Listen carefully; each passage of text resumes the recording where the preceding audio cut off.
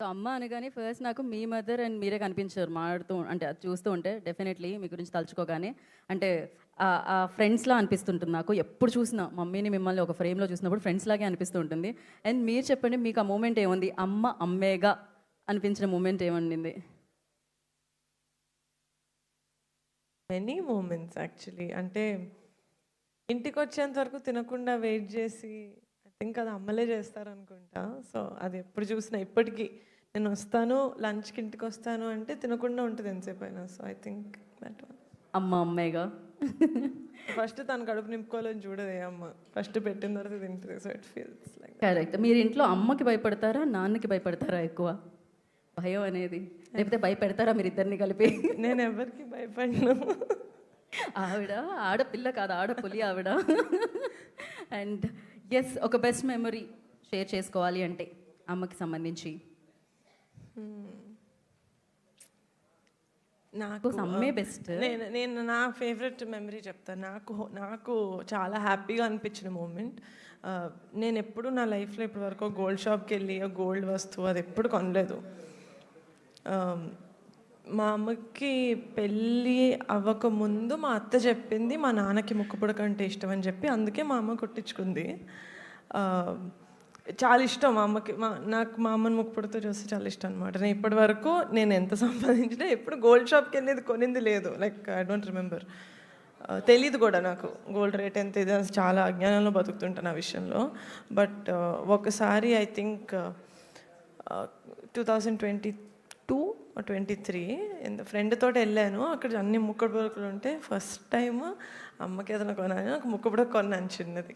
అది తీసుకెళ్ళిస్తే ఎప్పుడు కొనలేదు కదా, మా అమ్మ కూడా అర్థం కాలేదు. నీకోసం కొనుక్కున్నావు పాప అంటే, నాకు ఎక్కడుందబ్బా నీకోసం కొన్నాను అంటే she don't believe. So she was అంటే చిన్నపిల్లలాగా వెళ్ళి అద్దం ముందు అప్పటికప్పుడే మార్చుకొని అద్దం ముందుకు వెళ్ళి చూసుకుంది. అది నాకు మంచిగా అనిపించింది. ఆ అమ్మకి నిజంగా పెద్ద పెద్ద గిఫ్ట్స్ ఇవ్వక్కర్లేదు, ఫోన్ చేసి లవ్ యూ చెప్తే చాలేమో. నాకు తెలిసినంతవరకు అదే పెద్ద గిఫ్ట్. ఏది ఒకసారి చెప్దాం ఆ గిఫ్ట్, ఫోన్ చేసి ఒక ఎలా ఫీల్ అవుతారో చూద్దాం.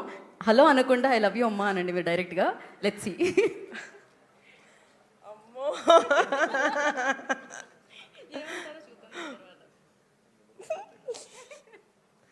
హలో అంటాను ఫస్ట్ హలో అంట. అమ్మా ఏమా I love you. Okay, so sweet, super. అమ్మా ఏదో ఈవెంట్లో ఉన్నాను అంటే నాకు కూడా చేయాలనిపించింది, కానీ వాళ్ళు చేయమంటే చేసా. లోపల ఉంది కాకపోతే ఇలా బయటకు వచ్చింది. బాయ్. ఓ మా అమ్మ లంచ్ తర్వాత నిద్రపోయింది. I woke her up and I love you, like love you. మరి ఇమీడియట్గా అసలు త్రినాథ్ మా ఇంట్లో మేము చాలా ఓపెన్గా ఉంటామండి. మా ప్రేమ చాలా అట్లా కొట్టినట్టు ఉంటుంది. Very open vocal about our love.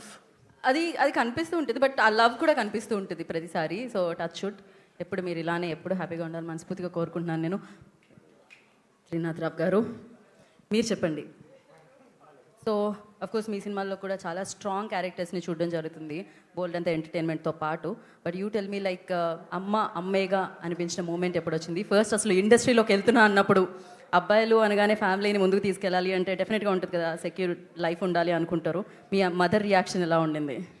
అంటే ఈ ఈవెంట్కి వచ్చేటప్పుడే ఏం మాట్లాడాలని ప్రిపేర్ అవుతున్నాను, ఈ మాట్లాడదాం అనుకునే అని మీరు మాట్లాడేశారు. ఇంకా మాట్లాడడానికి ఏం లేదు అని అమ్మ సెంటిమెంట్ దొరికింది, ఇది మాట్లాడదాం అనుకున్నా, అది కిందనే మాట్లాడేయమంటున్నారు మీరు. సో నాది అమ్మది సేమ్ ఇప్పుడు శశి గారు చూపించిన విజువల్లో అలాంటి లైఫ్ స్టైల్. అంటే మాది పల్లెటూరు, మా ఊర్లో వాగు వస్తూ ఉంటుంది, వాటర్. అది ఎప్పుడు వస్తుందో తెలియదు, అది depends, nobody can expect. ఆ వాగు దాటి వెళ్ళాలి.